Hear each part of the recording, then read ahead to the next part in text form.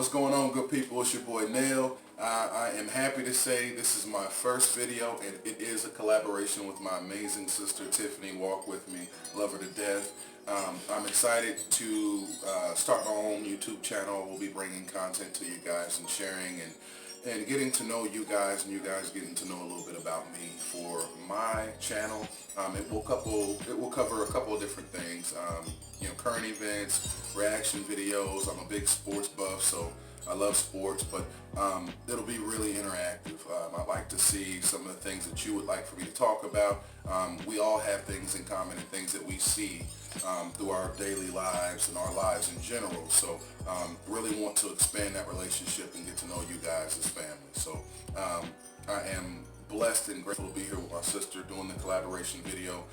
We will be talking about a couple different things. It's really in the realm of being financially responsible, fiscally responsible, not only for just us as black people and minorities, but everybody in general.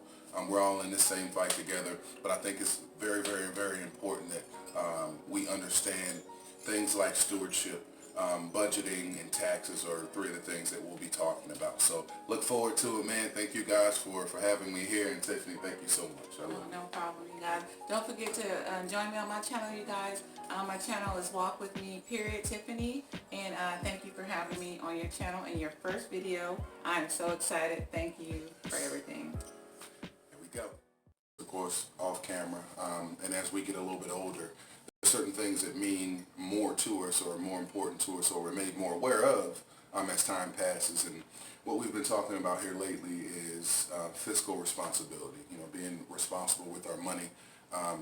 And this is not just for minorities or black people, but obviously, we are that. So we've realized that in our community, we don't always get that education early on and have those conversations. Oftentimes, people would prefer to talk about all kind of other things before they'll talk truthfully and stand in truth about money. So we were talking about a couple of different things and just wanted to get into it and really use this opportunity to bring some awareness of just that kick in the butt, a reminder. It's stuff that we all know, but how important it is that we do it. Share some testimonies of our own, and hopefully that'll resonate with, with someone out there. To really stay on top of the finances, because it makes all the difference in the world. Yes, it does. Yes, it does. So we got a few topics, you guys. So we're just gonna go through the topics and not try to make this a really long video. So bear with us, you guys. But hopefully we can help other people and inspire people, and you guys can do the same. So don't forget to drop us comments down below if you have any questions or anything. So let's get started. So our first subject is. So the first subject that we were talking about, even off camera, is stewardship.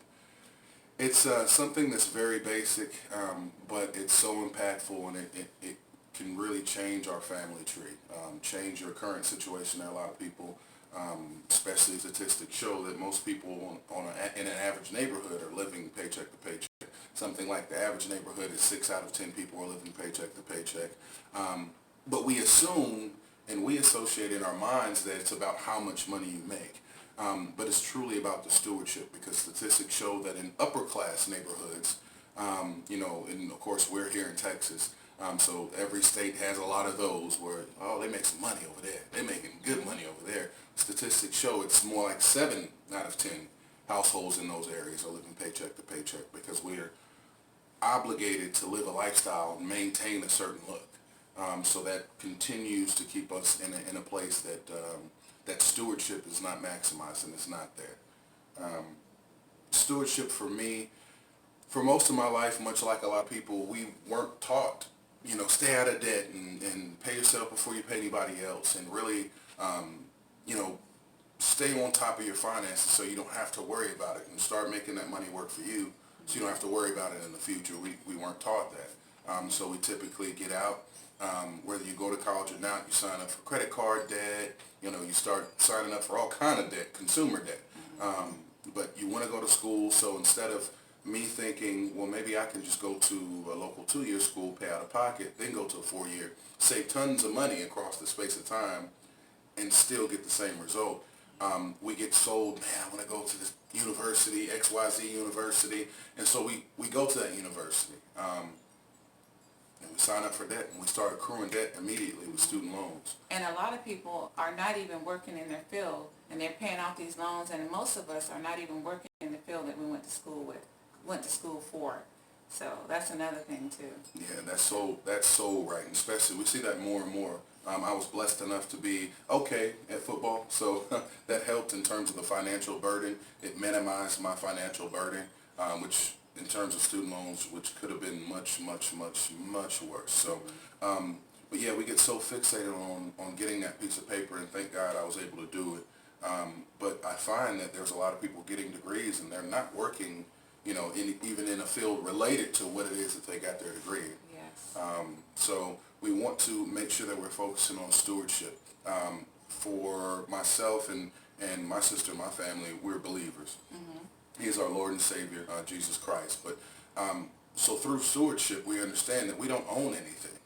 We don't own anything. The money that we make is not ours. We're stewardships, and a steward is someone who manages. So we're managing all these assets for us, for him. So practicing that good stewardship and being responsible allows us to be in a better place. Oftentimes the stress that the average person has is usually related to money. Yeah. And stress can kill you. Oh, stress can kill you. Yeah. And we cause a lot of our own stress. Yep. We cause stress. We cause, all of that, because like you say, we're the ones that manage our own money. So we cause all those debts and all those bills we have to pay, And stewardship, just understanding, and also being patient, because we live in a society nowadays where it's a microwave. In our mind, it's a microwave. We want it now. It's instant. But if we step back and truly understand how money works, we realize that it's a crock pot. It's not instant.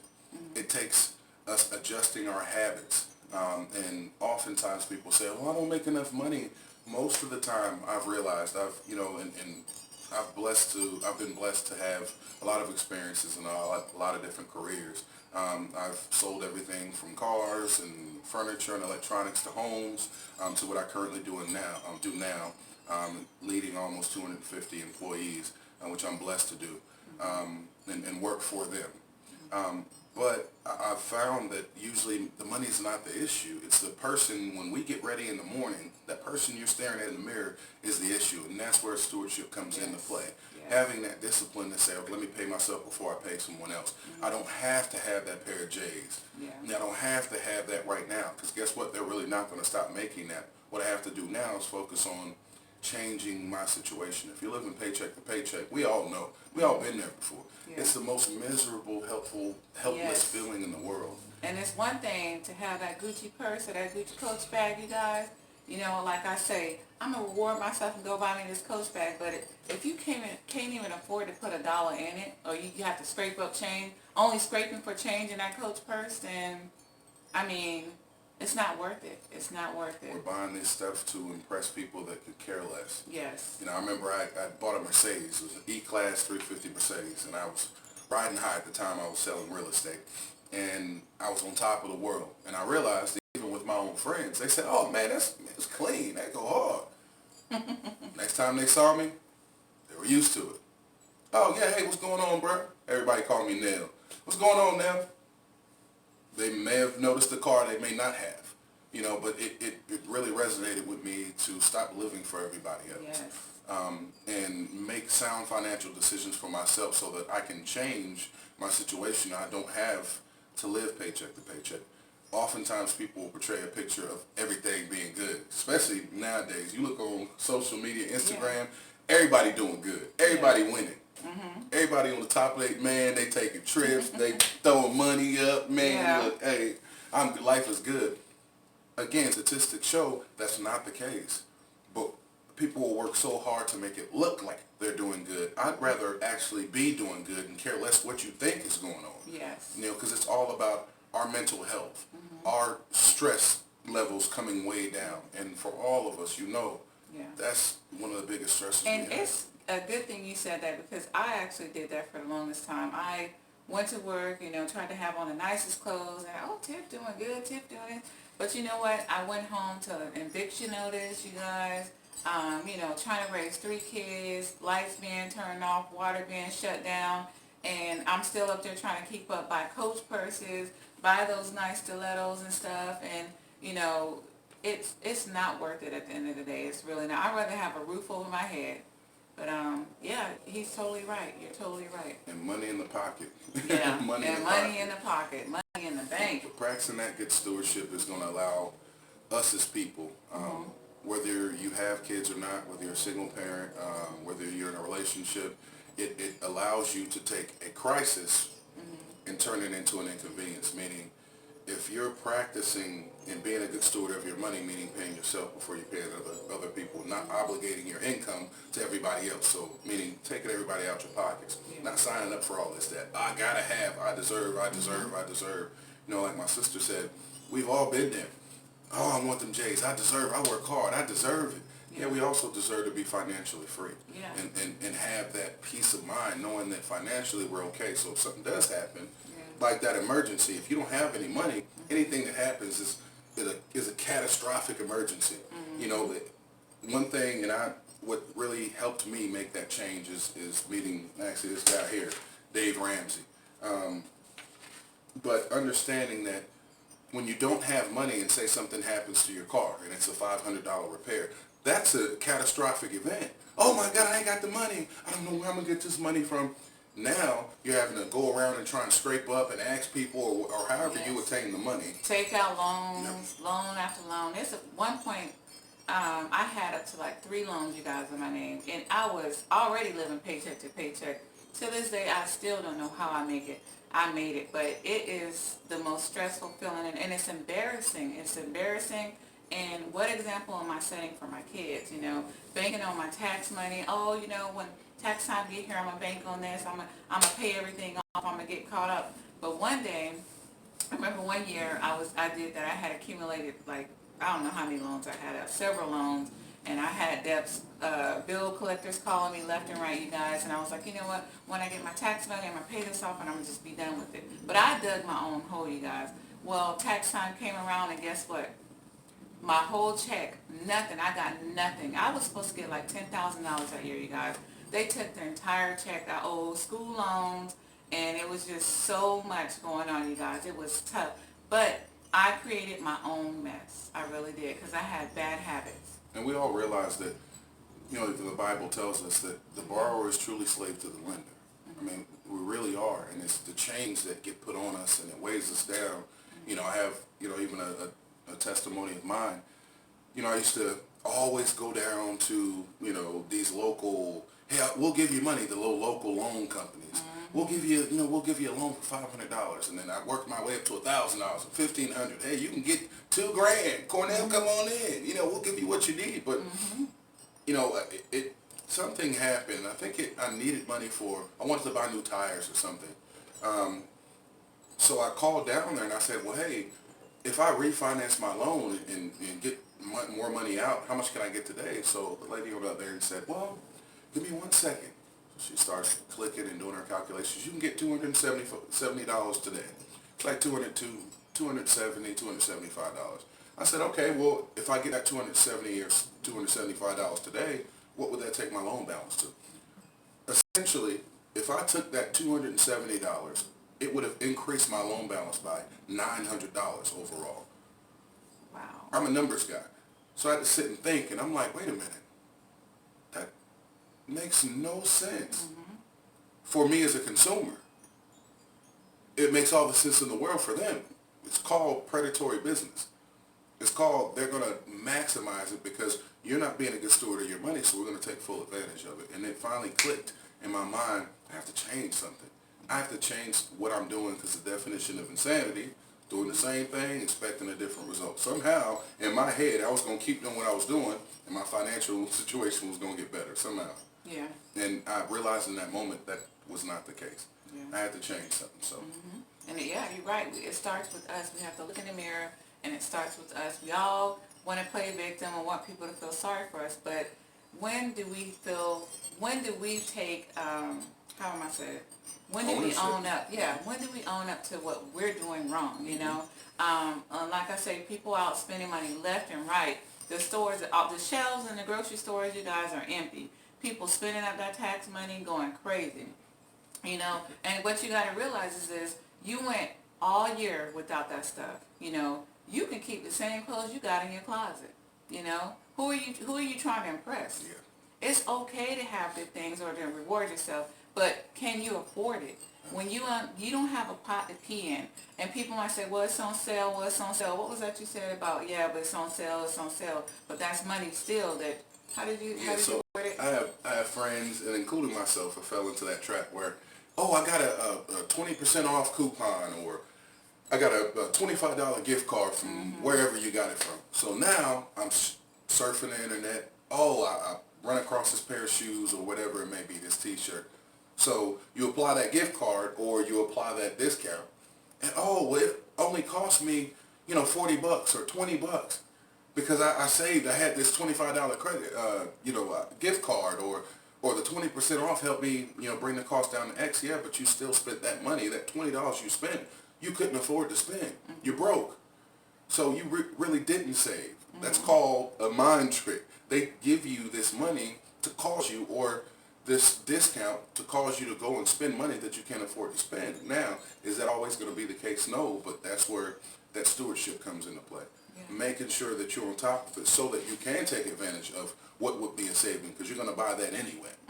But there's a difference between being financially responsible and having yourself in a situation to where it's in your budget. Yeah. So I'm going to get that anyway. So now this 20% off comes into play because I was going to spend that money anyway. So now I just saved what I spent. So I can now take that 20% that I saved and I can throw that, back in my savings, or there's a multitude of things that you can do with it. So, but we did want to, I think that's and as we talked about, that's sort of the starting point in that general concept of stewardship. Yeah. What that looks like and who that truly is. Again, that means to manage. But that manager is the person that you look at when you look in the mirror. So, and there are, two other aspects we want to touch on, which are going to be budgeting, and then a big topic, because it's that time of year, taxes. So we'll get into those next, sort of branching off from the general concept of stewardship. So our next topic is going to be a word that a lot of people are afraid of, and a lot of people want to stay far, far away from it, and have there's a denotation and a connotation. Denotation is actually budgeting and understanding that it allows you to tell your money where to go versus your money just running you and you running out of it before the month ends. But that's budgeting. A lot of people are terrified of that word. A lot of people don't even have a budget. And a lot of people think it's just like a curse word. Now, I gotta do no budget, because in their mind, they look at the connotation, which is, oh, that's just like a chain. It ties me down, but they don't understand that's a financial vehicle you use, and every household should be using, whether you're single, married, in a relationship, got kids, you don't have kids, to better your situation and make sure that you're being fiscally responsible. That's a tool you can use to tell your money. One, it'll give you an idea of where your money's going. But two, you can then now say, okay, here's what I have, because I know that sounds crazy, but a lot of people can't tell you where their money's going. Yeah. We will get money and blow it, and you really don't have anything truly of value or that's building any kind of wealth. Yeah. To show where your money went. So that budget is essential. It's so important. Yeah, that is so true. I remember I had like almost $50,000 one time in the bank, you guys, and I look back and I'm like, okay, I paid my van off. It was an old van, used van, so I didn't have that much left. I had maybe like $4,000 left to pay off on the van, so I paid it off. But the rest of that money, you guys, I have nothing to show for that money. It goes so quick. It went so quick, only because I let it go so quick. So I can't even tell you what I spent it on. Junk that I didn't need. I know that. We've all got testimonies. Yeah, I remember I was debt free and had a little north of 25 grand in the bank in the same store. Yeah. I started chasing something that wasn't real and found that spending made people around me happy, or this particular person happy. But at the end of the day, fell flat on my face, and that individual was gone, and the good time was gone. And I realized, what do I have to show for that, right? So that budget is a very important piece. And there are tons of resources that you can use. Me personally, I use my own budget that I made out of an Excel spreadsheet. But that gives me the clarity and the know-how to know exactly what I have, and then I can then take my power back and tell my dollars where I want it to go. And it also makes sure that I do have money, at the end of the month, so I'm not living paycheck to paycheck, and I'm not continuing that rat race. But, we talked about, off camera, we talked about a lot of people having a budget, but just really just checking the box with the budget. Yeah.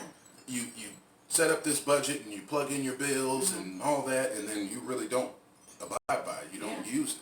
That piece of paper or that book could be underneath the seats of our cars, or we have like 15 budget books around the house. And I've done that, you guys. And what's the point if we're not going to stick by it, Absolutely. So that budgeting is a very important piece of all this, because that allows you to, one, have an accurate picture of what your financial situation truly is, and then, two, you can then formulate a plan to do something about it. For me, I think our most powerful wealth building tool is going to be our income. We grind every day. We all grind and work hard every single day. But we have habitually been trained to sign up for debt. So that minimizes how much wealth we can build, because our paycheck is, we get whatever's left over after the bills come out. The car, they gonna get theirs. Insurance, I need that. They come through and get theirs, and whatever else that we have going on. So that allows us to identify, okay, where exactly is my money going? And then formulate a plan. And me, I use Dave Ramsey, list your debts, largest to smallest. You can just physically write these down, handwrite them, or type them in on an Excel spreadsheet. Start at the lowest debt, the smallest debt, and start paying things off. But you can also look at, what do I have to have? What can I cut out in my life? And it's a temporary sacrifice. People, we're so caught up again in this microwave society. We're so fixated right now. We can't think 6 months to a year down the road. Do it for 6 months, sacrifice. I don't really need this cable. You're paying for hundreds of channels that you don't watch, so let's cut that out. I can then take that, whatever it's costing you, roll it and start paying off this debt. And then attack the smallest one. Now that's paid off, that's more money. Attack the next smallest one and go from there, so that you free yourself up from all these chains and everybody in your pocket. So payday is truly payday instead of transaction day. And unfortunately, it took me learning that at an older age, you guys. But for the younger ones, your credit is so freaking important, you guys. I didn't learn that, unfortunately, until, I'm about to be 40 on Monday, you guys. So it's so important. Your credit is so important. I can't stress that enough. So, like you said, you've got to pay your bills, and, that's the most important thing. Keep your credit good. And that bleeds into, even when I was selling real estate or as a mortgage processor, how important that credit is. And it's really basic and simple stuff that allows us to get our credit score up or maintain a high credit score. But a big part of that is staying out of debt, or the use of our debt, because they're going to look at your debt to income ratio, for example. What you have going out on a gross monthly basis versus what you have coming in. And how you utilize that is important. How responsible are you with what you do have? Are you allowing everybody to have their hands in your pockets or not? But for us as people, again, that's our most powerful, important wealth building tool. So why give that away to everybody else, right? So our last topic is taxes, you guys. Tax season. Everybody know tax season is here. Like I say, you can tell because people are coming out of the stores with big TVs. The shelves are empty. The lines are out the doors. Like, people are standing in line. They're standing in line for 5 hours to get that basket full of clothes, So that's another subject we want to talk about, how important it is to not blow your tax money. Because like we say, people create bills and try to bank on tax season. They already plan ahead of, okay, I'm going to go take out this loan because my tax money is coming. Yeah, that money's spent before you even get it. Yes. Right? I know, even in my circle, or just people that I've known across the years, and to include myself, tax season come, and it's a big thing. Unfortunately, we've like been trained for it to be a big thing. Yes, there are people that will maximize their credit cards, max out their credit card spending, buying Christmas gifts or whatever it is, or going on trips just to say, oh, I'm going to pay it off at tax time. But without, or you see that guy, all of a sudden he got a brand new pair of J's, you know, the Concords. Hey, them smooth, man. I Walk like around those, like bro. LL Cool J or something. Yeah, man, I just picked these up, baby. You know, I just picked these up a little bit. Yeah. And they ain't got a pot to pee in. You know, you don't have no money. Again, statistics show 60 to 70% of Americans don't even have $1,000 saved.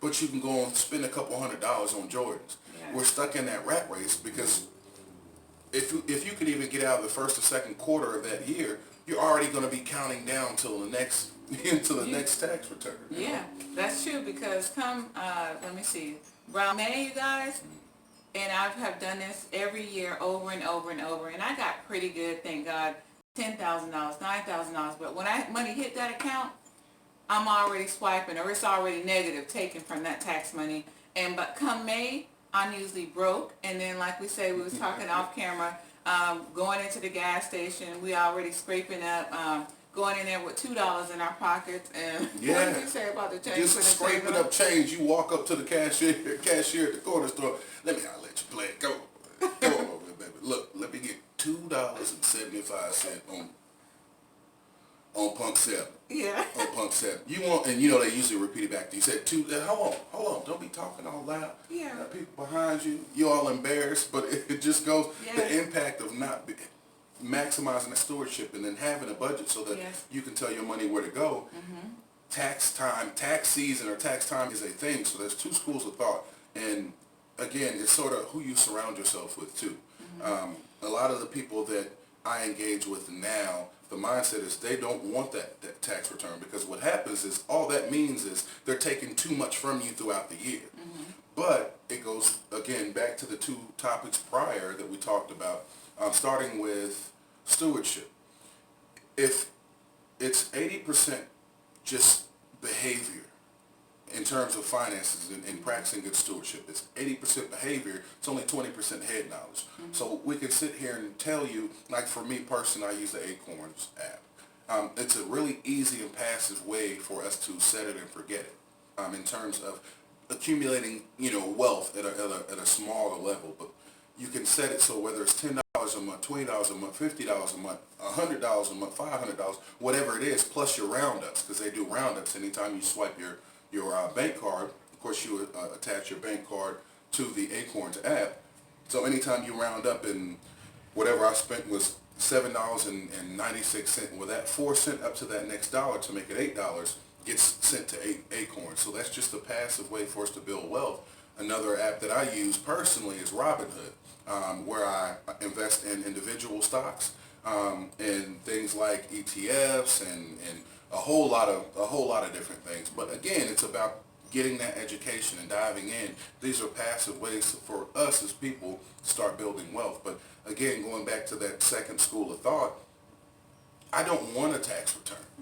What I need is, and I've adjusted, you can log on to irs.gov and they have a calculator on there to show you what you need to do exactly to adjust your taxes. Now I'm getting more money back per paycheck, but I have the discipline to use that money for good use. I'm paying down and off my debt. But if you haven't gotten that discipline yet and you're not quite there, there's no point in you adjusting it so you get more throughout the year, because that's just more money that people are going to blow. Yeah. So you guys check out these apps. We will leave them in the description box, you guys. Hopefully this has, we're able to help someone and educate people, because I'm still learning today. I have been, every subject that we talked about or situation, guys, I've been there, done that. And I got tired of being the one going in there with the Ziploc bag full of change, trying to pay for gas, and embarrassed because I have to cap. And it ain't nothing wrong with it. But when it's because that's all you got, because you have bad habits, it was my fault, So we're just trying to hopefully help encourage people, and when is enough enough? When is enough enough? And I always try to play victim, like, oh my gosh, I don't make enough money, I don't this, I don't that. But like you say, a lot of times we do, we just have horrible habits, horrible habits. And like my sister said, just awareness. We didn't get into the hard details of, some of the financial vehicles you can put your money into to build out wealth over time. Your Roth IRAs, exchange traded funds, specific stocks, and different financial vehicles you can use to start building that wealth. And ideally, you would like to have a generational wealth. But again, just getting people to realize that the stewardship is the first piece, and doing what you need to do to discipline yourself. And oftentimes that may be the people that we surround ourselves with, perpetuating us spending. And now, understand, we can't blame anybody else for what we do. You know, I signed up for stupid a lot. Blowing money, all kind of stuff. Yes, well, I mean, just on stupid stuff. But at a certain point, we have to understand how important it is in the decisions that we make right now. So I want to say I appreciate the time. There should be more to come on these topics. We can dig a little deeper. Stay tuned, you guys. Yeah, specifics and ways that you can maximize that money and start making your money work for you. So thank you guys so much for joining us. If you're new, please subscribe to this channel. Subscribe to my brother's channel. We will post a link to his channel in the description box down below, you guys. Leave us comments. If you have any comments, hit a thumbs up, share this video. Don't forget to hit the post bell notification, and we will be doing more collaborations together and have more subjects. So we're going to try to do this at least once a month. If you guys would like to see us more, let us know. If you have any suggestions, let us know, you guys, and we'll try to make it happen. So thank you guys so much for joining us. Thank you guys so much. I love you to death. Thank you for having me. Thank you for watching the video again. Like, subscribe, share. But look forward to seeing you soon. All right, and we'll see you in the next video. All right, peace.